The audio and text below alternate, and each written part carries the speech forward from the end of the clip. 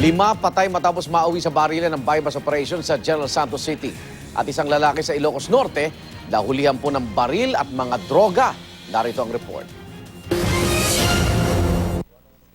Sa kulungan ng bagsak na lalaking ito matapos mahulihan ng sari-saring kontrabando sa San Nicolas, Ilocos Norte. Ayon sa mga pulis, isang tip ang natanggap nila kaugnay ng mga kontrabando ng suspect na si Joseph Coloma. Nakuha mula sa suspect ang 3 pakete ng hinihinalang shabu, isang baril at mga bala. Walang maipakitang papeles ang suspect para sa nakumpiskang baril. Tumanggi rin magbigay ng pahayag ang suspect.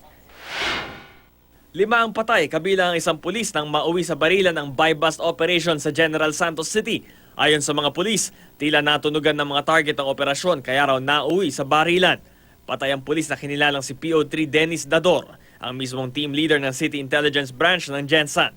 Patay rin ang pangunahing target na si Basirin Ali. Nabawi naman mula sa mga suspect ang isang granada at 2 sachet ng shabu. Para sa unang balita, Bam Alegre reporting.